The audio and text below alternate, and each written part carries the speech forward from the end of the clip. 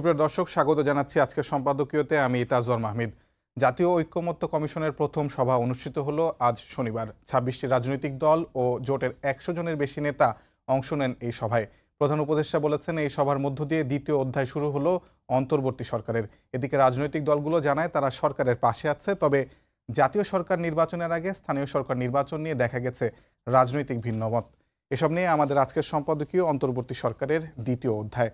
আর এ নিয়ে আলোচনার জন্য স্টুডিওতে উপস্থিত আছেন শহীদুল ইসলাম বাবুল, সাধারণ সম্পাদক জাতীয়তাবাদী কৃষক দল, এবং সারোয়ার তুষার, যুগ্ম আহ্বায়ক, জাতীয় নাগরিক কমিটি। দর্শক, আপনারা এই আলোচনায় অংশ নিতে পারেন। এজন্য আপনাদের ফোন করতে হবে টেলিভিশনে দেখানো নাম্বারে। এছাড়া ফেসবুকের মাধ্যমে আপনাদের মন্তব্য পাঠাতে পারেন আমাদেরকে। আলোচনার শুরুতে জানিয়ে দেব এখনকার প্রধান শিরোনামগুলো। আগে জাতীয় নির্বাচনের পক্ষে বিএনপি, সংস্কারের ফয়সালা চায় জামায়াত। স্থানীয় সরকারের ভোট ও আওয়ামী লীগ নিষিদ্ধে গুরুত্ব অভ্যুত্থানকারী শিক্ষার্থীদের। অন্তর্বর্তী সরকার সুপারিশ তৈরি করলেও সংস্কার করবেন রাজনীতিকরাই। দলগুলোর সঙ্গে বৈঠকে প্রধান উপদেষ্টা বললেন, ঐক্যমত ছাড়াও কোনো মুক্তি নেই। জাতীয় নির্বাচনে ১.৫ কোটি প্রবাসীর অনলাইনে ভোট নেয়ার চিন্তা। সাইবার নিরাপত্তা নিশ্চিতের পরামর্শ। সুযোগ পেলে মজবুত হবে গণতন্ত্রের ভিত্তি, বলছেন বিশ্লেষকরা।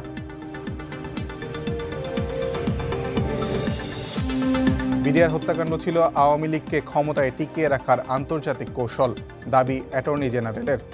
শেখ হাসিনাকে ফিরিয়ে বিচারের মুখোমুখি করতে কাজ করছে কমিশন।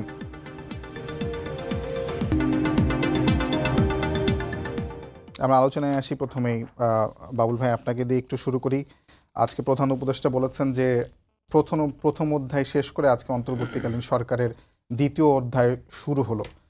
প্রথম অধ্যায়ে সরকার কতটা সফল ছিল বলে মনে করেন, এবং দ্বিতীয় অধ্যায়ে অর্থাৎ সংস্কারের যেই উদ্যোগগুলো সরকার নিতে যাচ্ছে, জাতীয় ঐক্যমত্য কমিশন হয়েছে, সেইগুলো কতটা সফল হবে বলে আপনি মনে করেন? জি, আপনাকে ধন্যবাদ। আমার সহ আলোচক সারোয়ার তুষার সহ আমাদের দর্শক শ্রোতা সবাইকে আমার সালাম।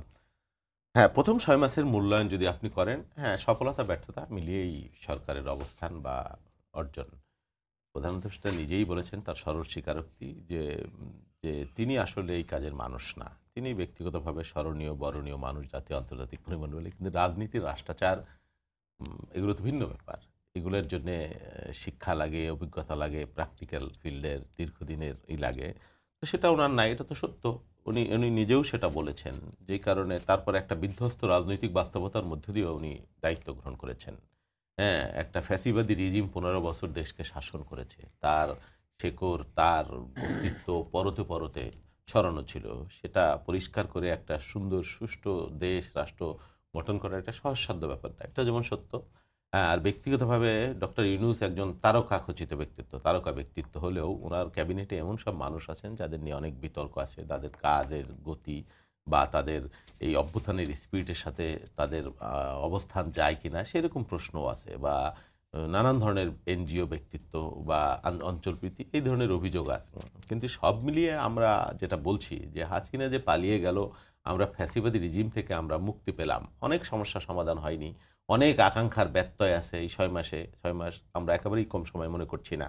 অনেক আকাঙ্ক্ষার ব্যত্যয় আছে। জিনিসপত্র, দ্রব্যমূল্য যেটা মানুষের কষাঘাতে জরাজীর্ণ, জীবন অতিষ্ঠ, সেই বিষয়গুলো এখন পর্যন্ত ভালো কোনো মানে খবর বা ভালো কোনো রেজাল্ট আমরা পাইনি এখন পর্যন্ত। মানুষ অনটন আছে, অভাব আছে। তারপরে এই বিদ্যমান পরিস্থিতিতে আইন শৃঙ্খলার একটা মারাত্মক অবনতিশীল বাস্তবতা আছে। সরকারের প্রশাসন যন্ত্রকে তারা ঠিকভাবে কাজে লাগাতে পারছেন না। এটা যেমন সত্য, আবার এটাও সত্য যে আওয়ামী আমলের মতো খুন, গুম, গুলি, ভয়ের আতঙ্ক বাংলাদেশে নাই। আমরা এই যে প্রাণ খুলে কথা বলছি, কোনো আতঙ্কহীন পরিবেশে, ভয়হীন পরিবেশে প্রধান উপদেষ্টা এবং তার উপদেষ্টারা সকল মানুষের কথা শুনছেন। একটা রাজনৈতিক সহাবস্থান আছে। কেউ অন্যায়ভাবে কারো উপর জুলুম হবে সরকারের পক্ষ থেকে, রাষ্ট্রযন্ত্রের পক্ষ থেকে, এরকম কোনো কথা শুনি না, বা মারাত্মক কোনো দুর্নীতি, লুণ্ঠন, এইসব খবরও আমরা পাইনি। হ্যাঁ, তাদের অনভিজ্ঞতার কারণে হোক, যাই হোক, তাদের কিছু দুর্বলতা অবশ্যই দৃশ্যমান হয়েছে, যেগুলা পরিপূরণে তারা কাজ করতে পারতো কিন্তু করেনি। এই জায়গাটা একটা ব্যত্যয় আছে, ভুল আছে। এটা একটা দিক আছে। আর তাদের সাফল্য যেমন আছে সেটা তো আমি বললামই। তো প্রথম 6 মাসে তারা যেটা করলো, তো আমরা মোটামুটি স্যাটিসফাই। আরও দ্রুততার সাথে এই কাজগুলো হওয়া উচিত ছিল, তাদের সময় যেহেতু কম। জি, ধন্যবাদ। সৈয়দ তুষার, আপনার কাছে আমার একই প্রশ্ন যে এই দ্বিতীয় অধ্যায়ে যে প্রবেশ করলো আজকে থেকে বাংলাদেশ বা অন্তর্বর্তী সরকার, সেখানে প্রথম অধ্যায়কে আপনি কিভাবে মূল্যায়ন করেন, এবং দ্বিতীয় অধ্যায়ে যে সংস্কারের যে বাস্তবতা, সেখানে রাজনৈতিক দলগুলোর মত ভিন্ন মত থাকবে, সেটা কতটুকু সফল হবে, কিভাবে সফল করা যায়, সে বিষয়ে আপনার কি মতামত? আপনাকে ধন্যবাদ এবং শ্রদ্ধেয় বাবুল ভাই, তাকেও আমার পক্ষ থেকে শুভেচ্ছা। প্রথম পর্ব যদি বলি এই 6 মাসকে, তাহলে এই 6 মাসে এই সরকারের অনেকগুলো মানে আমরা প্রচুর সমালোচনা কিন্তু করেছি, নানাভাবে করেছি, রাজপথে, টকশোতে। কিন্তু এটা স্বীকার করতে হবে যে এই সরকারের সাফল্যগুলোকে একেবারে ইগনোর করা যাবে না, যেহেতু বাবুল ভাই খুব ঠিকভাবে বলেছেন যে তাদের রাষ্ট্র পরিচালনার অভিজ্ঞতা ছিল না যারা এই গভর্নমেন্টে আছে। সেইটা যদি আপনি বাস্তবতা যদি আমলে নেন, তাহলে তারা যেটা করেছে, মানে এই সরকার অন্তত দেশকে একটা গৃহযুদ্ধের মুখে পড়তে পারতো, সেখান থেকে রক্ষা করা থেকে শুরু করে, অবশ্যই এখানে রাজনৈতিক দলগুলোরও তারা যে প্রজ্ঞার পরিচয় দিয়েছে এবং ঠান্ডা থেকেছে, এটারও একটা ভূমিকা আছে। কিন্তু সরকারেরও একটা গুরুত্বপূর্ণ ভূমিকা আছে যে তারা দেশে প্রতিহিংসার রাজনীতিকে প্রমোট করতে দেয় নাই। সরকারের তরফ থেকে আপনি দেখবেন অনেকগুলো ঘটনায় সরকার নিজে নিন্দা জানিয়েছে। এটা ঠিক যে অনেক ক্ষেত্রে সরকারের আমরা যেটা আরও দ্রুত অ্যাকশন চেয়েছি, সেই ক্ষেত্রে তারা দ্রুত অ্যাকশন নেয় নাই। জনগণের মধ্যে নিয়ে কিছু মিশ্র প্রতিক্রিয়া আছে, এটা থাকবেই। কিন্তু যেটা দুর্নীতি, লুটপাট, এগুলো এখন হচ্ছে না, গুম হচ্ছে না দেশে। তারপর হচ্ছে কথা বলছেন আপনি, এই জন্য আপনাকে অ্যারেস্ট করে ধরে নিয়ে যাবে একটা কোনো কালাকানুনে, সেটা এখন নাই। তারপর আপনার ক্রস ফায়ার নাই, যদিও এক্সট্রা জুডিশিয়াল কিলিং, হেফাজতে মৃত্যুর কয়েকটা ঘটনা ঘটেছে, কিন্তু সেটা সিগনিফিকেন্টলি কম। মানে আমরা চাই না একটাই ধরনের ঘটনা ঘটুক, আমরা চাই না, তবু এটা অন্যান্য আগের পরিস্থিতির তুলনায় এই যখন ধরুন আপনি যদি সরকারের কাউকে জিজ্ঞেস করেন যে এরকম ঘটনা ঘটছে, তারা কিন্তু এটা অস্বীকার করছেন না, তারা বলছেন যে এটা আমাদেরকে ঠিক করতে হবে। এবং সরকারের তরফ থেকে বলা হচ্ছে যে আপনারা প্রাণ খুলে সমালোচনা করেন, এগুলো খুব গুরুত্বপূর্ণ। মানে গত 6 মাস আগের পরিস্থিতি সাথে তুলনা করলে খুবই গুরুত্বপূর্ণ পরিবর্তন। কিন্তু আমরা মনে করি যে আমরা কোনো পারফেক্ট অবস্থায় নাই। স্পেশালি আমাদের আমলাতন্ত্র থেকে শুরু করে স্টেটের কাঠামোর মধ্যে এখনও আগের ফ্যাসিবাদী এলিমেন্ট আছে, যেটা আমাদেরকে সংস্কারের মধ্য দিয়ে সম্পন্ন করতে হবে। এই সরকারের সবচেয়ে ঐতিহাসিক যে গুরুত্বটা আমি দেখি, সেটা হচ্ছে যে সংস্কার বলতে বাংলাদেশের স্টেট ইনস্টিটিউশনস, সংবিধান, নির্বাচন ব্যবস্থা, দুদক, পুলিশ প্রশাসন, এগুলোর সংস্কারে এই সরকার অনেকগুলো গুরুত্বপূর্ণ উদ্যোগ গ্রহণ করেছে। তার মধ্যে কমিশন গঠনটা ছিল একটা প্রধান উদ্যোগ। সেই কমিশনগুলো তাদের প্রস্তাবও দিয়েছে, সুপারিশও দিয়েছে। এখন কতটুকু বাস্তবায়ন হবে না হবে সেটা তো আসলে একটা ঐক্যমত্যের ব্যাপার। কিন্তু এই যে এইগুলো ঘটেছে, মানে আপনি কমিশনের রিপোর্টটা পর্যন্ত আমরা আসতে পারলাম, এগুলো কিন্তু হিস্টোরিক্যাল ডকুমেন্ট হিসেবে আছে, থেকে গেল। ফলে এটার ভিত্তিতে কিন্তু ভবিষ্যতেও এই প্রয়োজনটা, যদি এইবার সম্পন্ন না করা যায়, ভবিষ্যতে এটার প্রয়োজনীয়তা থাকবে এবং এই ডকুমেন্টগুলো আপনার কাছে আছে। আজকে দ্বিতীয় দফায় যেটা রাজনৈতিক দলগুলোর সাথে বসেছে, আমি মনে করি এখন যেটা প্রধান উপদেষ্টা বলেছেন জুলাই চার্টারের কথা, এটাকে সবচেয়ে বেশি গুরুত্ব দেওয়া উচিত, যেখানে সবাই মতামত দিয়ে এই যে 6টা-7টা কমিশনের রিপোর্ট, সেই রিপোর্টগুলো থেকে আপনি একটা সিঙ্গেল ডকুমেন্টে আসবেন, এবং যেটা স্বল্প মেয়াদে, মধ্যমেয়াদে, দীর্ঘমেয়াদে, এরকম 3টা ধাপে আমাদেরকে সম্পন্ন করতে হবে। স্বল্প মেয়াদ, মধ্যমেয়াদগুলো এই সরকারই করবে, দীর্ঘমেয়াদগুলো করতে হবে নির্বাচিত সরকারকে। এই যে রোডম্যাপটার দিকে যে আমরা আছি, এখন পর্যন্ত সকল রাজনৈতিক দল তারা প্রকাশ্যে বলছে যে তারা এই সরকারকে সহযোগিতা করবে, তো সেটা একটা গুড সাইন। এখন আমাদের সবাই মিলে টেকনিক্যাল যে কিছু দ্বিমত আছে বিভিন্ন পক্ষের মধ্যে, সেটাকে আমাদেরকে সেরে ফেলতে হবে। জি, আপনার কাছে আমার একটা প্রশ্ন, যে আসলে কি আপনার কি কখনো এরকম মনে হয়েছে যে অন্তর্বর্তীকালীন সরকারের প্রথম 6 মাসে সরকারে তো কিছু ছাত্র উপদেষ্টা ছিল, এর বাইরে একটা প্যারালাল গভর্নমেন্টের মধ্যে কোনো বডি বা কোনো ছাত্র কাজ করেছে, এমন কি আপনার কখনো মনে হয়েছে? যেমন ধরুন যে ইজতেমার আগে সেই মানে সেই ঝামেলা মেটাতে দুজন ছাত্র চলে যাচ্ছেন, কিংবা যে কোনো ঝামেলা মেটাতে দুজন ছাত্র চলে যাচ্ছেন, এটা প্যারালাল গভর্নমেন্টের মতো কি কেউ কাজ করে? না, এটাকে প্যারালাল গভর্নমেন্ট হিসেবে না দেখাটাই ভালো হবে। বরং আপনি এটাকে এভাবে দেখা উচিত, যেহেতু পুলিশ প্রশাসন সহ আমলাতন্ত্র, আমরা কিন্তু প্রতিনিয়ত খবর পাই যে পুলিশ প্রশাসনের ভেতরে তাদের কমান্ড সিস্টেমটা এখনো রিস্টোর্ড হয় নাই। এখনও পুলিশকে তারা নিষ্ক্রিয় থাকে কিংবা কাজ করতে চায় না। তো সেই ক্ষেত্রে যেহেতু বাংলাদেশে গণঅভ্যুত্থানের গণঅভ্যুত্থান তো একটা সিগনিফিক্যান্ট পরিবর্তন বাংলাদেশের ইতিহাসে, এই 24 সালে এই গণঅভ্যুত্থানটা ঘটার পরে এর মধ্য দিয়ে অর্গানিকভাবে কিছু নেতৃত্ব তৈরি হয়েছে, ছাত্র নেতৃত্ব, তাদেরকে সারা দেশের মানুষ ভরসা করে।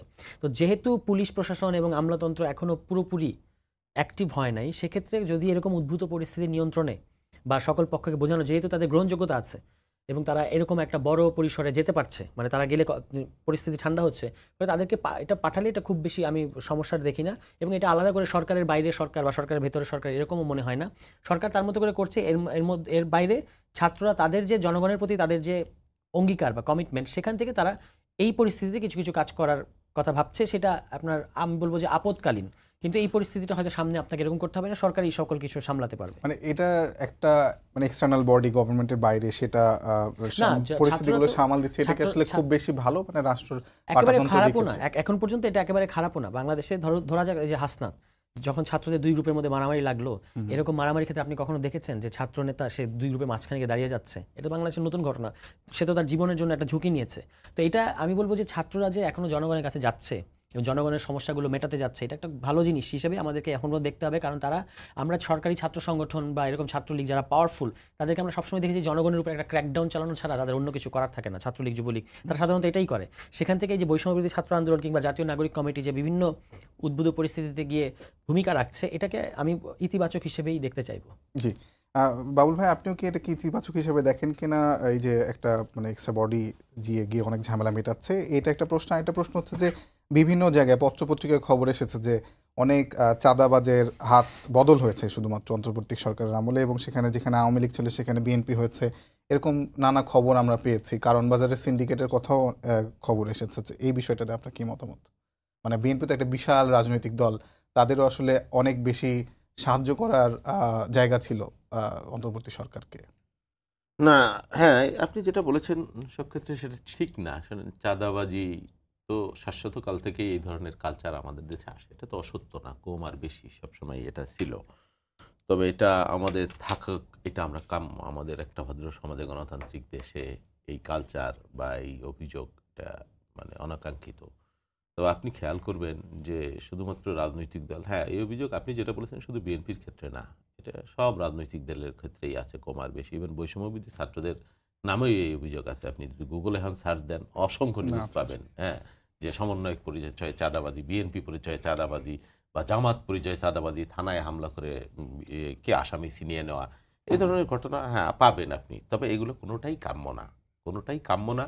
আর আমার দলের যে বিষয়টা আপনি বলেছেন, শোনেন, আমার একটা বড় দল, এটা আপনি অস্বীকার করলে চলবে না। টেকটাপ থেকে তেঁতুলিয়া আমার একেবারে প্রত্যেকটা গ্রামে গঞ্জে আমার কর্মী আছে। এখন কোন কর্মী কোথায় কি করছে এটা করে না সেটা না, আবার ক্ষেত্র বিশেষে এটাকে ফুলিয়ে ফাঁপিয়েও বলা হয়। একটা রিজিম ছিল 15 বছর, 16 বছর, সেই রিজিমে এরকম হয়েছে যে আমার ঘর বাড়ি ক্ষমতার জোরে আপনি দখল করেছেন, বা আমার পুকুরটা দখল করে, আমার দোকানটা দখল করেছেন। রিজিম পরিবর্তনের পরে তারা পালিয়ে যাওয়ার পরে আমি যখন আমার দোকানটা বুঝে নিতে যাব, এটাকেও আপনি যদি দখলবাজি হিসেবে দেখেন, এরকম ঘটনাও আছে বাংলাদেশে। এরকম ব্যাংক দখলের মানে ব্যাংক পুনরুদ্ধারের ঘটনাও কিন্তু বাংলাদেশে আছে, সেটা আপনারা বেশি করে বলেন না। আমি বলছি, আমি একটা ঘটনা বলি, যেমন এমন ঘটনাটা ঘটেছে যে যেমন মুন্সিগঞ্জে সম্ভবত বা মাওয়া রোডের ওইদিকে মুন্সিগঞ্জে, যে থানার মধ্যে থেকে স্বেচ্ছাসেবক লীগ কর্মীকে উদ্ধার করে নিয়ে আসা ওসির রুম থেকে। আমি বলছি তো আছে তো এরকম। এটা বিএনপির বিরুদ্ধে আপনি বলতে পারবেন, জামাতের বিরুদ্ধে বলতে পারবেন, বৈষম্য বিরোধী ছাত্রদের বিরুদ্ধে মোটা দাগে অভিযোগে আছে। আমি সেটাই বলছি নাই সেটা বলছি না আমি। তবে একসময় যে রাষ্ট্রের পক্ষ থেকে, দলের পক্ষ থেকে তাদেরকে প্রমোট করা হয়তো, প্রোটেকশন দেওয়া হয়তো, আমরা সেটা দেই না। কথাবার্তা পরিষ্কার। হ্যাঁ, প্রথম দিন আমার দলের ভারপ্রাপ্ত চেয়ারম্যানের বক্তব্য, আপনি যদি শুনেন ম্যাডামের দেশনেত্রীর বক্তব্য, যে আইন আপনার হাতে তুলে নেবেন না, কোনো অন্যায় অনিয়মের সাথে জড়িত হবেন না। আর একটা কথা উনি বলেছেন যে বিজয়ের গৌরব তখনই মহিমান্বিত হয় যখন বিজয়ের কাছে পরাজিত নিরাপদ থাকে। তো এখন আপনি বলছেন তারপরে হয়েছেও, এটাও সত্য, বা আপনারা যেভাবে বলছেন ওইভাবেও হয়নি। হ্যাঁ, তাহলে 3 দিন সরকার ছিল না বাংলাদেশে, বৃহত্তম রাজনৈতিক দল আমরা বিএনপি ছিলাম। ওবায়দুল কাদেররা তো বলতো যে 10 লক্ষ লোক এক রাতের ভিতরে নাকি মারা যাবে আওয়ামী লীগ ক্ষমতাচ্যুত হইলে। আপনারা কি সেরকম খবর পেয়েছেন? বরং এরকম খবর পেয়েছেন যে আমরা জেগে জেগে আমাদের কর্মীরা সারা দেশে ঘর বাড়ি, ব্যবসা প্রতিষ্ঠান, মন্দির, মসজিদ এগুলো পাহারা দিয়েছে এবং ওইখানে নামাজ পড়ে, ফজরের নামাজ। এই ঘটনাও নজিরবিহীন কিন্তু বাংলাদেশে, একেবারে সরকারবিহীন অবস্থায় টোটাল পুলিশ প্রশাসন পালিয়ে গেছে। বৈষম্যবিরোধী ছাত্র বলেন, বিএনপি বলেন, জামাত বলেন, তারা যদি দায়িত্বশীল না হইতো তাহলে কি একটা মহাকাণ্ড ঘটে যেতে পারতো। আমি যেটা বলছি যে আপনি খবর নিয়ে দেখেন কত শত নেতাকর্মীকে আমরা বহিষ্কার করেছি, কত শত, এবং কাউকে ফ্রম টপ টু বটম কাউকে জিরো টলারেন্স কিন্তু পার্টির পক্ষ থেকে। হ্যাঁ, তারপরেও আপনি বলবেন বিএনপি সরকার কি করছে, এই ক্ষেত্রে আমি সরকারকে দোষারোপ করব। আমরা মামলাও করেছি দলের পক্ষ থেকে আমার দীর্ঘদিনের পোরকা কর্মীর বিরুদ্ধে, এবং আমার দলের শীর্ষ নেতা বলে দিয়েছেন যে বিএনপির নামে কেউ যদি অন্যায় অনিয়ম বা চাঁদাবাজির সাথে জড়িত হয় আপনারা ধরে বেঁধে পুলিশে খবর দিবেন, আমরা বলেছি। কিন্তু সরকারের পক্ষ থেকে যদি কঠোর ব্যবস্থা না নেওয়া হয়, আমি কি বলেছি যে আমার নামে যদি কেউ অন্যায় করে আপনি ধরবেন না? আমি কি সরকারে আছি না আমি কারো বদলি করে দিচ্ছি না কি করছি? তো সেই জন্য দায়টা শুধু আমাদের দিলে হবে না, দলীয়ভাবে আমরা এগুলো প্রশ্রয় দিই না। অন্যায়ের দায় ব্যক্তির, এটা দলের না। দল যদি প্রশ্রয় দেয় তখন আপনি দলের বলতে জি, পারবেন। ধন্যবাদ।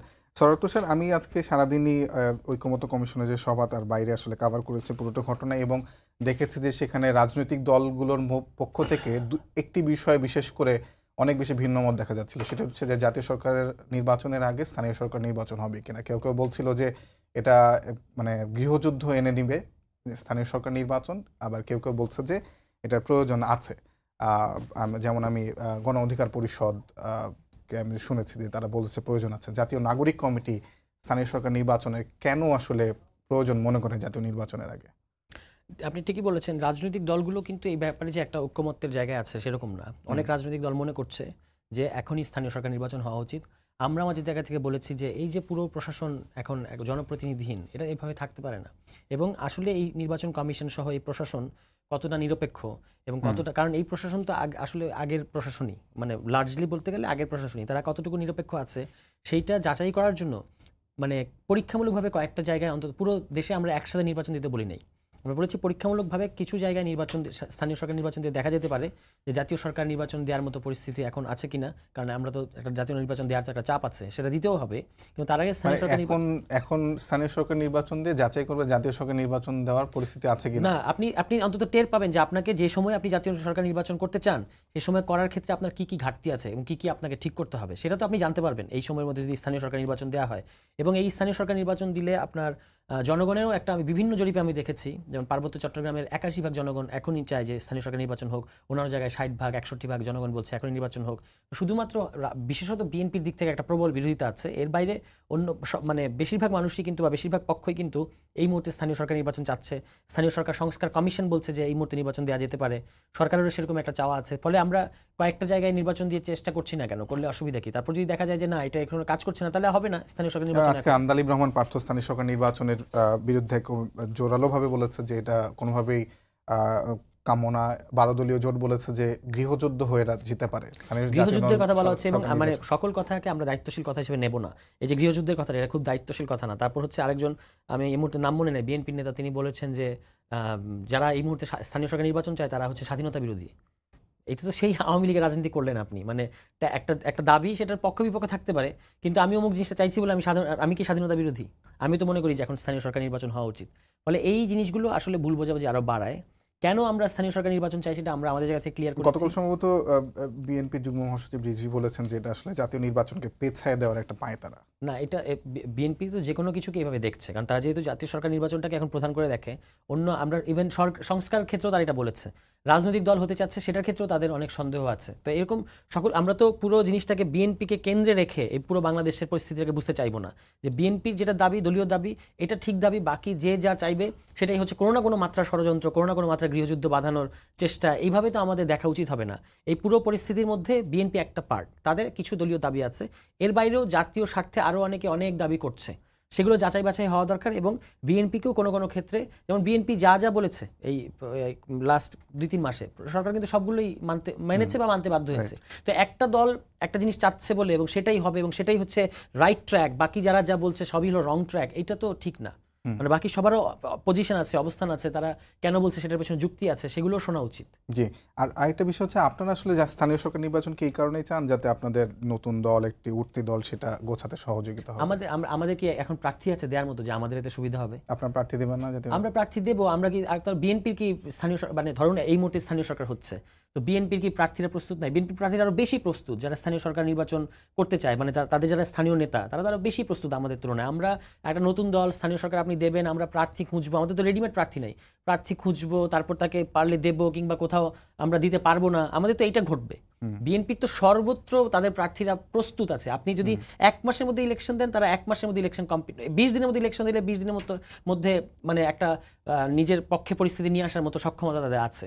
কিন্তু তারা তাদের যেটা জাতীয় রাজনীতি আর কি, মানে দলীয় যে জাতীয় পর্যায়ে তারা যে রাজনীতিটা করতে চাচ্ছে, সেটার হিসাব নিকাশ অনুযায়ী তারা এখন মনে করছে যে স্থানীয় সরকার নির্বাচনটা এখন হওয়া উচিত না। তা আমরা মনে করি যদি জাতীয় সরকার নির্বাচনটা তত্ত্বাবধায়ক বা নিরপেক্ষ সরকার অধীনে হয়, তাহলে তো স্থানীয় সরকার নির্বাচনও সেটা হওয়া উচিত।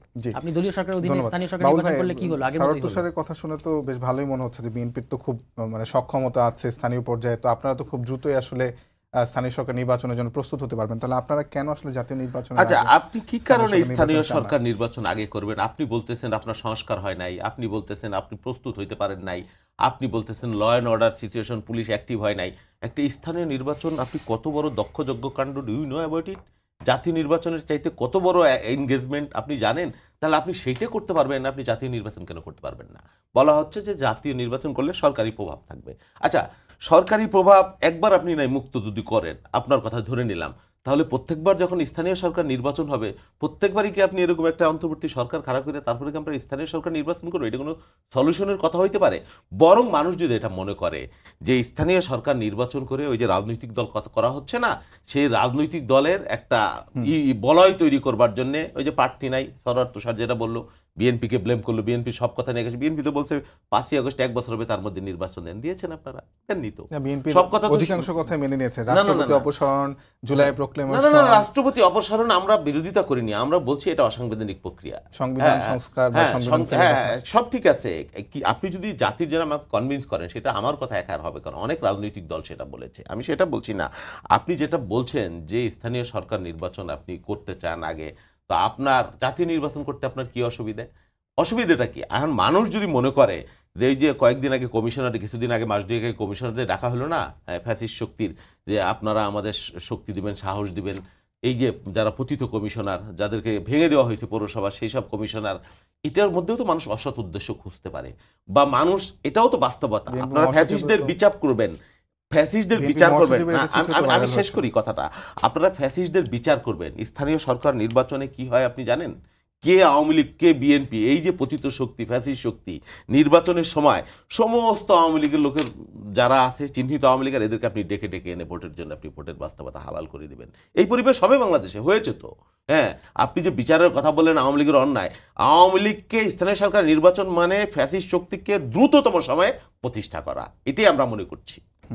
একই কথা, একই প্রশ্ন, যে আওয়ামী লীগ তো আসলে সত্যিকার অর্থে আমাদের দেশের যদি আমরা ইকুয়েশনটা দেখি স্থানীয় পর্যায়ে বা একদম আঞ্চলিক পর্যায়ে, তাহলে তো আসলে এভাবে আওয়ামী লীগ বা বিএনপি, আপনি আর আওয়ামী লীগ বিএনপি আলাদা করতে পারবেন না তো স্থানীয় সরকার নির্বাচন। সেক্ষেত্রে তো আসলে আপনারা যেটা চাচ্ছেন যে আওয়ামী লীগকে মানে ফ্যাসিস্টের যেহেতু পুনর্বাসন না হয়, সেক্ষেত্রে তো অনেক বড় একটা পুনর্বাসনের সুযোগ তৈরি হয়েছে। না, আমার সেরকম মনে হয় না। বরং এখন যেটা ঘটছে সারা দেশের, আমরা বিভিন্ন জায়গা থেকে খবর পাই, তো তারা কিন্তু বিভিন্ন দলের ভেতরে ঢুকে যাচ্ছে, বিভিন্ন দলের ভেতরে ঢুকতে চাচ্ছে এখন। এর কারণ কি? এখন একটা শূন্যতা বিরাজ করছে, স্থানীয় পর্যায়ে প্রতিনিধি নাই, পুলিশ ঠিকমতো কাজ করছে না, এইখানে তারা ঢুকে পড়ছে। কিন্তু আপনি যদি একটা মানে নির্বাচনের ব্যবস্থা করা যায়, সেখানে আপনি, এটা তো এমন না যে কোনো একটা যে চিহ্নিত আওয়ামী লীগার এবং ফ্যাসিবাদের নানাভাবে তারা সক্রিয় ছিল, তারা এসে ইলেকশনে কম্পিট করতে পারবে, এটা তো সম্ভব হবে না, কারণ সবাই তাদের চেনে এবং তাদের বিরুদ্ধে একটা সামাজিক প্রতিরোধ আছে।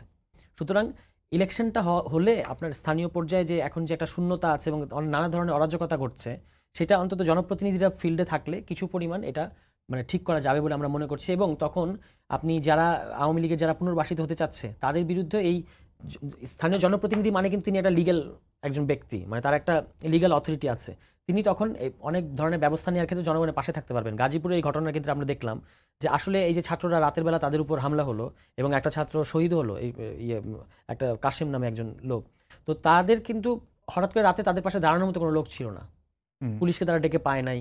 তারপর তারা পরের দিন ডিসি এরা এসেছে পরের দিন, ডিসি এসপি এরা এসেছে পরের দিন। এরা তো প্রধানত সরকার এবং রাষ্ট্রের কাছে জবাবদিহি করতে বাধ্য থাকে, কিন্তু একজন স্থানীয় জনপ্রতিনিধি তার প্রধান কমিটমেন্টটা থাকে লোকাল পর্যায়ে নেতাকর্মীদের কাছে কিংবা জনগণের কাছে। এই সমস্ত নানা কারণে আসলে স্থানীয় সরকার নির্বাচনটা আমরা বলেছি যে পুরোটা একসাথে দেওয়ার দরকার নেই, কিন্তু কিছু জায়গায় অন্তত দিলে আমরা বুঝতে পারবো যে আসলে আওয়ামী লীগাররা এটার মধ্য দিয়ে যারা যদি তারা ভেসে উঠতে চায়, তাহলে তারা চিহ্নিত হবে এই ঘটনার মধ্য দিয়ে। এইটা এই বাস্তবতা। আওয়ামী লীগকে আসলে ডিল করার প্রসেস কি? মানে এখন আপনারা যেহেতু সবাইকে মানে বিচারের আওতায় আনতে চাচ্ছি আমরা, কিন্তু এটা বৃহৎ জনগোষ্ঠী আওয়ামী লীগের সঙ্গে সমর্থক, মানে আপনারা কিভাবে ডিল করতে চান বিষয়টা? যারা আওয়ামী লীগ সমর্থক, রিডেমশন আর রিকনসিলিয়েশন যে কথাটা শুনছিলাম, সেই ক্ষেত্রে আসলে আপনাদের কি আদৌ কোনো অগ্রগতি আপনারা দেখতে পাচ্ছেন? না, রিডেমশনটা তো আওয়ামী লীগের নিজের দিক থেকে তার দায় স্বীকার করতে হতো, সেটা তো আওয়ামী লীগ করছে না। বরং আওয়ামী লীগ এখনও বিভিন্ন জায়গায় চোরাগোপ্তা হামলা করছে এবং এক ধরনের বাংলাদেশের জনগণের উপর একটা যুদ্ধ তারা চাপিয়ে দিতে চায়, ফলে তারা পরিষ্কারভাবে এখন একটা দেশ বিরোধী শক্তি। আওয়ামী লীগ প্রশ্নে অবস্থানগুলো খুব পরিষ্কার, একটা হচ্ছে রাজনৈতিক কাজ, একটা হচ্ছে আপনার আইনি প্রক্রিয়া বিচারের মতো হতে হবে, এবং সরকার বলেছে যে তারা বিচার মানে দ্রুত এগিয়ে নিতে। আমি বলবো যে কিভাবে আপনি বিচারটা করছেন সেটা আরেকটু প্রকাশ্য করা উচিত, আরেকটু দৃশ্যমান করা উচিত, জনগণ দেখা উচিত যে বিচারটা অন্তত আপডেটগুলো আসা উচিত। আমরা সেরকম আপডেট পাই না, বরং আমরা দেখতে পাই যে আইন মন্ত্রণালয় একটা কথা বলে, ট্রাইব্যুনাল আবার সেটা বিরোধিতা করে। এই ধরনের সমন্বয়হীনতা আছে মানে বিচার প্রশ্নে। আরেকটা জিনিস হচ্ছে রাজনৈতিক, আমাদের অনেকগুলো রাজনৈতিক শক্তি আছে মাঠে, বিএনপি আছে, জামায়াত ইসলামী আছে, ছাত্ররা আছে, জাতীয় নাগরিক কমিটি আছে, অন্যান্য আরো ছোট ছোট দল আছে, এরা সবাই অভ্যুত্থানের পক্ষের। আওয়ামী লীগ যে কোনো জায়গায় দাঁড়াতে চাইলে আওয়ামী লীগকে রাজনৈতিকভাবে প্রতিরোধ করতে হবে। ধন্যবাদ বাবুল ভাই। আজকে হাসনাত আব্দুল্লাহ বৈষম্যবিরোধী আন্দোলনের যে আহ্বায়ক, তিনি বলেছেন যে আওয়ামী লীগের নিবন্ধন আগে বাতিল করতে হবে। তো এর আগে আমরা বিএনপির পক্ষ থেকে শুনেছিলাম, সম্ভবত বিএনপি মহাসচিবই বলেছিলেন যে কোনো রাজনৈতিক দল নিষিদ্ধ করার এখতিয়ার এখন অন্তর্বর্তী সরকারের নেই। আপনাদের এখন কি অবস্থান পরিবর্তন হয়েছে? নিবন্ধন বাতিলের পক্ষে বিপক্ষে আপনাদের? আচ্ছা, ওই বিষয়টা একটু পরে বলি। তুষার যে কথাটা বলেছে স্থানীয় সরকার নির্বাচনের পক্ষে, আসলে স্থানীয় সরকার নির্বাচন যুগ যুগ ধরে আমরা দেখতেছি এখানে আওয়ামী লীগ আর বিএনপি সব একাকার। স্থানীয় সরকার নির্বাচনে কোনো দল থাকে না, কিন্তু আওয়ামী লীগের যে লোকটা চেয়ারম্যান ছিল ও যদি পলাতক থাকে ওকে আপনি ডেকে আনবেন স্থানীয় সরকার নির্বাচনে। যারা এখানে প্রভাবশালী মানে দলীয় রাজনীতি করবে, অন্য দলের যারা নির্বাচন করবে, ওকে ডেকে আনবেন, জামায়াতের ডেকে এনে ওর ভোটটা আপনি চাইবেন। তার মানে আওয়ামী লীগ প্রতিষ্ঠিত করার একমাত্র দ্রুততম সময় এবং বাস্তবতা হলে স্থানীয় সরকার নির্বাচন আপনি ডেকে আনেন। আমি নিশ্চিত এখানে যারা আওয়ামী লীগের কম অপরাধী বা একটু অপরাধ কম করেছে, চেয়ারম্যান নির্বাচন করেছে, হেরেছে, বা লোকাল আওয়ামী লীগের নেতা, তিনি একটা স্টেক হোল্ডার, তিনি একটা সম্পদের মালিক, তার একটা আত্মীয় গোষ্ঠী আছে, তার একটা সামাজিক প্রতিপত্তি আছে। আপাতত তিনি হয়তো বেকায়দায় আছেন, পলাতক আছেন। আপনি স্থানীয় সরকার নির্বাচন দেন, যিনি চেয়ারম্যান নির্বাচিত হবে ও ডেকে ডেকে তারা আনবেন। আপনি না আনলেও সে আনবে, সে না আনলে আমি আনবো। এটা রিয়েলিটি, এটা বাস্তবতা। তার মানে আওয়ামী লীগকে সবচাইতে দ্রুততম সময়ে আপনি ওখানে প্রতিষ্ঠিত করার একটা ফন্দি হলো এই স্থানীয় সরকার নির্বাচন। এটা আমার বক্তব্য।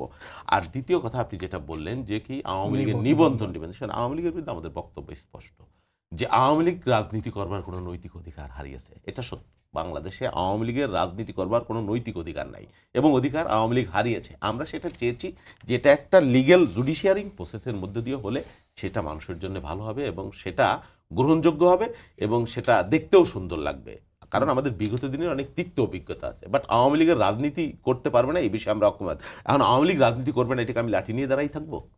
হ্যাঁ, বা এটা কি প্রশাসনিক আদেশে হইলে জিনিসটা সুন্দর দেখা যাবে না, ভালো দেখা যাবে না, বা এর ফল বিগত দিনে ভালো হয়নি। সেই আলোকে অভিজ্ঞতার এলাকা আমরা বিষয়গুলো বলেছি। বাট আওয়ামী লীগকে প্রতিষ্ঠা করার পেছনে রাজনীতি করার কোনো অধিকার নৈতিক ভিত্তি আছে সেটা আমরা মনে করছি না। আমরা বিচারটাকে অগ্রাধিকার দিচ্ছি, আর আওয়ামী লীগ নিষিদ্ধ হবে সেটা একটা জুডিশিয়াল প্রসেসের মধ্য দিয়ে হলে বেস্ট হবে। জি সৈয়দ তুষার, আপনার কাছে প্রশ্ন দুইটা। একটা হচ্ছে যে আপনাদের হাসনাত আব্দুল্লাহ আজকে বলেছেন যে আওয়ামী লীগকে নিবন্ধন বাতিল করতে হবে। বিএনপির পক্ষ থেকে এটা জুডিশিয়াল প্রসেসের মধ্য দিয়ে তারা একটি নিয়মতান্ত্রিক উপায়ে করতে চায়, আওয়ামী লীগের রাজনীতি করার নৈতিক অধিকার নেই, এটা তারা স্বীকার করে দিচ্ছে।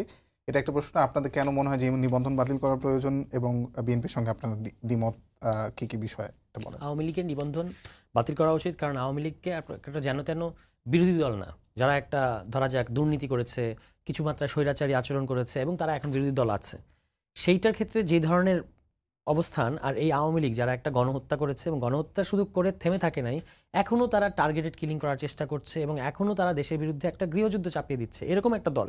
এটা একটা পুরোপুরি একটা সন্ত্রাসী সিন্ডিকেট, এটাকে আর কোনো সাধারণ রাজনৈতিক দল হিসেবে দেখা যায় না। এই দলের ক্ষেত্রে ছাত্ররা যে নিবন্ধন বাতিলের জায়গায় দাবি তুলেছে ছাত্রনেতারা, এটা তারা আজকে মানে শুরু থেকে কিন্তু তারা এই দাবিটা করেনি, আজকে তারা এটা করতে বাধ্য হচ্ছে। কারণ হচ্ছে বিভিন্ন জায়গায় তাদের ছাত্র কর্মীরা, সংগঠকরা আক্রান্ত হচ্ছেন, জীবন দিচ্ছে এখনো। অভ্যুত্থানের পরে যারা অভ্যুত্থান করেছে তারা এখনো জীবন দিচ্ছে। তো সেক্ষেত্রে তো এই ধরনের পজিশন তাদের অনেক সময় হার্ডলাইনে যেতে হতেই পারে এবং সেটা তারা এখন করছে। আর জুডিশিয়াল প্রসেসে আমাদের তো এই ব্যাপারে কোনো দ্বিমত নাই। আপনি জুডিশিয়াল প্রসেসই করেন যে কোনভাবে সংগঠনকে নিষিদ্ধ করার বা সংগঠনের নিবন্ধন বাতিল করার প্রক্রিয়াটা কি, সেটা এখন দরকার আইন না থাকলে আইন করতে হবে, কিন্তু আওয়ামী লীগকে আর বাংলাদেশের রাজনীতিতে মানে কামব্যাক করতে কোনো সুযোগ নাই। আপনার কাছে আমার শেষ প্রশ্ন যেটি, সেটা হচ্ছে যে আলাপ আলোচনার মাধ্যমে জুলাই সনদ যেটি বা জুলাই চার্টার যেটি, সেটি প্রণয়ন করা হবে। আজকে প্রধান উপদেষ্টা বলেছেন, ঐক্যমত্য কমিশনের যিনি co chairman doctor Ali Riaz, তিনিও বলেছেন তার মানে আরও 6 মাস।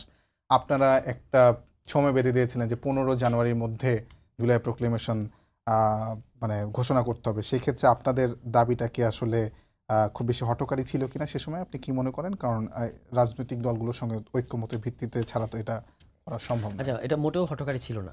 কেন হঠকারী ছিল না? কারণ হচ্ছে যে সরকার যদি হঠকারী হয় তো সরকার কেন বলেছে যে সরকার এটা করবে? এবং রাজনৈতিক দলগুলো তো বিএনপি তো প্রস্তাবও দিয়েছে তারা প্রোক্লেমেশনে কি কি চায়, তাহলে বিএনপিও কি হঠকারিতা করছে? ঘটনা সেখানে না, প্রোক্লেমেশন নিয়ে কোনো একটা অজানা কারণে বিএনপির মধ্যে একটা ভয় আছে, যে কারণে এটা আটকে আছে। আদারওয়াইজ তো এটা যখন সরকার বলার পর এটা হচ্ছে না কেন? আর এখন তাহলে আপনি চার্টার যে করতে যাচ্ছেন, চার্টার কিন্তু প্রোক্লেমেশনেরই একটা আরো পূর্ণাঙ্গ আরো রূপ। বিস্তারিত একই কথা তো, আপনি তাহলে চার্টারে একমত হচ্ছেন এবং ইউনূস সাহেব কিন্তু বলছেন যে আপনি নির্বাচন হবে, যাই হবে তাই হবে, এই চার্টার আমাদের বাস্তবায়ন করতেই হবে এবং এটা লিগ্যালি আমরা আমাদের দিক থেকে আজকে দাবি করেছি যে এটাকে লিগ্যালি যেন এটা বাইন্ডিং হয়। 3 জোটের রূপরেখা, তখন কিন্তু বিএনপির জোট, আওয়ামী লীগের জোট, বামপন্থীদের জোট 90-এর আগে তারা যে 3 জোটের রূপরেখা দিয়েছিল, অনেক ভালো ভালো কথা বলেছিল, ওটা বাস্তবায়ন হয়নি কেন জানেন? এক প্রধান কারণ হচ্ছে এটা লিগ্যালি বাইন্ডিং ছিল না। পরবর্তীতে প্রত্যেকটা রাজনৈতিক দল এটাকে ভায়োলেট করেছে। এই কারণে এখন হচ্ছে আপনার এই চার্টারটাকে লিগ্যালি বাইন্ডিং করতে হবে, যেন এটা প্রত্যেকটা দল মানতে বাধ্য থাকে। স্বল্পমেয়াদী, মধ্যমেয়াদী এবং দীর্ঘমেয়াদী যে 3 ধাপের কথা আমি বললাম, কিছু কিছু এই সরকারই করে যাবে এবং বাকিটা। আর চার্টারটা তো সেটাইকেই আমরা চার্টার বলবো, যেটা সকল পক্ষ একমত হচ্ছে, সেটাই কিন্তু চার্টার। শুধু পার্থক্যটা হচ্ছে যে আমরা বলছি এটাকে লিগ্যালি বাইন্ডিং করতে হবে এবং এখানেই আপনি ঠিক আছে প্রোক্লেমেশন নানা কারণে হচ্ছে না, না হওয়াটা আমি মনে করি সরকারের ব্যর্থতা, কারণ সরকার কথা দিয়েছে করবে, না করলে এটা তারা আসলে জনগণের সাথে প্রতিশ্রুতি ভঙ্গ করছে। চার্টারের মধ্যেই প্রোক্লেমেশনের প্রসঙ্গটা আসতে পারে, কারণ আপনাকে তো একটা ব্যাকগ্রাউন্ড বলতে হবে, কিন্তু না সেটা প্রোক্লেমেশনের একটা বিস্তারিত রূপ এটা হচ্ছে এবং এটাকে লিগ্যালি বাইন্ডিং করেন যেন পরবর্তী নির্বাচিত সরকারও এটা বাস্তবায়ন করতে বাধ্য থাকে। কারণ এটা তখন ওই নির্বাচিত সরকার কিন্তু বলতে পারবে না যে আমরা এটা অমুক জিনিসটার সাথে একমত না, কারণ তারা কিন্তু আগে এখন কিন্তু এটার সাথে একমত হয়েই চার্টারটা হচ্ছে। তখন নির্বাচিত সরকার গিয়ে ওইটা করতে বাধ্য থাকবে, মানে তাকে ওইটা করতে হবে, এটাকে লিগ্যালি বাইন্ডিং করতে হবে, আমি সেটাই বলতেছি। অসংখ্য ধন্যবাদ আপনার কাছে। আমার শেষ প্রশ্ন বাবুল ভাই, যেমনটি বলছিল সরার তুষার যে প্রোক্লেমেশনে বিএনপির একটা ভয় আছে, ভয়টা কি? আর একটা খুবই সম্পূরক প্রশ্ন, সেটি হলো যে প্রধান উপদেষ্টা বলেছেন যে জুলাই চার্টার, প্রধান উপদেষ্টা প্রেস সচিব বলেছেন যে আগামী নির্বাচন জুলাই চার্টারের অধীনেই হবে। তো ছাত্ররা যখন জুলাই প্রোক্লেমেশন দাবি করেছিল জানুয়ারিতে বা ডিসেম্বরের 30 তারিখে, 31 তারিখে, তখন আসলে বিএনপির মেনে নিলে কি নির্বাচনটা কি আরো দ্রুত হতো না? আচ্ছা, আপনি সবকিছুকে নেতিবাচকভাবে দেখার কি কারণ আমি জানি না। হ্যাঁ, জুলাই কি, চার্টার বা প্রোক্লেমেশন, এগুলো তো দীর্ঘ আলোচনার বিষয়। সাধারণ মানুষকে আপনি জিজ্ঞেস করেন যে চার্টার কি, প্রোক্লেমেশন কি, হ্যাঁ, এগুলো তাদের কোনো আগ্রহ নাই, বুঝবেও না। যাক, সেটা ঠিক আছে, আমরা তো বুঝি এটা কি। এখন আপনি একটা চার্টার ঘোষণা করবেন, বিএনপি কি বলেছে এই চার্টার আমরা মানি না? বিএনপি বলেছে চার্টারটা একতরফা হইলে হবে না। এই বিষয়গুলো আপনাকে অনুধাবন করতে হবে। এই চার্টারের মধ্যে আপনি কি চান সেই বিষয়গুলো আপনি পরিষ্কার করেন।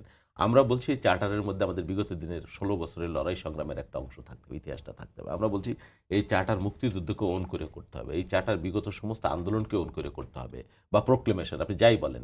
তো এটার মধ্যে আপনি নেতিবাচক কি খুঁজে পেলেন সেটা আপনি আলোচনা করেন, ঐক্যমত্যে আসেন, কোনো অসুবিধা তো নেই। আমরা বলছি এই চার্টারকে আমরা প্রতিহত করবো, এই চার্টার আমরা হইতে দেবো না, বা এই প্রোক্লেমেশন আমরা হইতে দেবো না, এটা তো হয়নি। এখন ভালো একটা আলোচনায় আসছে। আমরা যেটা বলছি, এই যে সমস্ত রিপোর্ট এসছে, সমস্ত রাজনৈতিক দলের সাথে আপনি আলোচনা করছেন, আপনি আলোচনা করে সংস্কারের যে প্রস্তাবগুলো আসছে বা যাই আসছে, বা চার্টার আপনি যেটা তৈরি করবেন, আমরা বলছি যে সমস্ত রাজনৈতিক দল যেগুলো ঐক্যমত হবে সেই বিষয়গুলো একটা পূর্ণাঙ্গ রূপ দিয়ে বাকি যে আলোচনা যে জায়গায় এগুলো থাকবে সেইগুলো আপনারা আলোচনা করে কাছাকাছি অধিকাংশ রাজনৈতিক দল যে বিষয়গুলোকে ঐক্যমত পোষণ করবে সেটা আপনি একটা চার্টার রূপে, যে যারা নির্বাচিত হবে তারা এই চার্টার অনুযায়ী আগামী দিনে সংস্কার করবে বা বাস্তবে। এটা নিয়ে তো কোনো দ্বিমত আছে সেটা আমি মনে করছি না, বা কোনো যুদ্ধও নাই। আপনি আর আমি শত্রু হব কেন? আপনারা একটা আন্দোলনের নেতৃত্বে রক্ত ছড়িয়েছেন, আমরাও রক্ত ছড়িয়েছি। আপনারা বিগত আন্দোলনে কম বেশি অবদান রেখেছেন, আমরাও রেখেছি। তো আমাদের সম্মিলিত শক্তির মধ্য দিয়েই তো আমাদের অর্জনটা যদি বিফলে যায় আমাদের অনৈক্যের কারণে, বা আমাদের সিদ্ধান্তহীনতার কারণে, বা আমাদের ভেদাভেদের কারণে, তো সেটা তো দুর্ভাগ্যজনক হবে, সেটা তার ফ্যাসিস্টরাই লাভবান হবে। আমি অনৈক্য নেতিবাচকভাবে কোনো কিছু দেখছি না। হ্যাঁ, এমন তো আর কোনো কিছু হয়নি যে একটা বিবাদ বিসম্বাদের পর্যায়ে চলে গেছে। একটা হয়নি, নিশ্চয়ই হবে, একটা চার্টার হতে পারে, কোনো অসুবিধা তো নাই। এই আলোচনা শুরু হয়েছে এবং আমি মনে করছি কোনো কিছু একেবারে নেতিবাচকভাবে চলছে এরকম না, পজিটিভলি আগাচ্ছে আশা করি। জি, একটা প্রশ্ন তো অবশ্যই আসে যে আপনার কিছু অ্যাড করার আছে কিনা, তার আগে আমি ছোট্ট করে 30 সেকেন্ডে জানতে চাবো যে আপনারা আসলে সবগুলোই যে দাবিগুলো তুলেছিল ছাত্রদের পক্ষ থেকে, সবগুলোই কি একটু বিরোধিতা করেছে কিনা বিএনপি? মানে যেমন ধরেন রাষ্ট্রপতি অপসারণের একটা দাবি তারা তুলেছিল, তারা জুলাই প্রোক্লেমেশনের দাবি তুলেছিল, তারা সংবিধান। আচ্ছা, আমি তো একটা রাজনীতি করি, জি, আপনার সব কথার সাথে আমি কি একমত হব? তার মানে আমি তো আপনার বিরুদ্ধে যুদ্ধ ঘোষণা করিনি। আপনি রাষ্ট্রপতি অপসারণ করলে আমি কোনো যে ব্যারিকেড দিতাম, বা আপনার বিরুদ্ধে অবরোধ করতাম, হরতাল করতাম, না আপনার বিরুদ্ধে বিক্ষোভ করতাম, সেটা আমরা করি না। আমরা বলেছি যে এটা আমরা এই প্রক্রিয়া আমরা যাচ্ছি না এই কারণে যে এখানে একটা সাংবিধানিক সংকট তৈরি হয়ে যেতে পারে, বা আবার অরাজকতা বেড়ে যেতে পারে, বিশৃঙ্খলা। তখন একটা সংকটাপন্ন অবস্থা ছিল দেশের মধ্যে, আন্তর্জাতিক একটা ষড়যন্ত্র, প্রতিবেশী রাষ্ট্রের একটা ষড়যন্ত্র ছিল, একটা অস্থিরতা ছিল। এই বিষয়গুলো অনুধাবন করার একটা দায়িত্বশীল রাজনীতিক হিসেবে আমরা ওইটা বলেছিলাম। 30 সেকেন্ড। না কিন্তু ঠিক আছে, কিন্তু বাস্তবতা হচ্ছে যে আসলে বিএনপি অনেক কিছু চায় নাই বলেই অনেক কিছু হয়নি। এটা আমরা দেখেছি যে রাষ্ট্রপতি ইস্যুতে তখন অপসারণ এমন সরকার কিন্তু বিএনপির বাইরে গিয়ে করতে চায়নি, এবং বিএনপি স্ট্রংলি তখন বলেছে যে আমরা চাই না যে রাষ্ট্রপতি অপসারণ ঘটুক, এবং সেটাই ঘটেছে। তো সেই কারণে এটা তাই বলে আমাদের সাথে বিএনপির কোনো শত্রুতা আছে সেটা না, আমাদের কিছু দ্বিমত আছে, সেই দ্বিমত নিয়ে আমরা কথাবার্তা বলছি, এক টেবিলে বসছি, এটা এখনকার সৌন্দর্য, এখনকার বিউটি। কিন্তু যেটা হচ্ছে যে আমি মনে করি সবচেয়ে বড় দল হিসেবে বিএনপির সবচেয়ে বড় দায়িত্ব হচ্ছে যে 5 তারিখের পরের এই যে সংস্কার কার্যক্রম বা বাংলাদেশকে আমরা যেখানে নিয়ে যেতে চাচ্ছি দেশ হিসেবে, এটার নেতৃত্ব বিএনপিকে দেওয়া উচিত। বিএনপি দলীয় স্বার্থের বাইরে এসেও জাতীয় স্বার্থটাকে প্রাধান্য কোনো কোনো ক্ষেত্রে দিচ্ছে না বলে আমাদের মনে হচ্ছে। জি, অসংখ্য ধন্যবাদ। সবাইকে ধন্যবাদ জানিয়ে শেষ করছি আজকের সম্পাদকীয়। আগামীকাল আবারও দেখা হবে রাত 10টায়। দেখার আমন্ত্রণ রইল। শুভরাত্রি।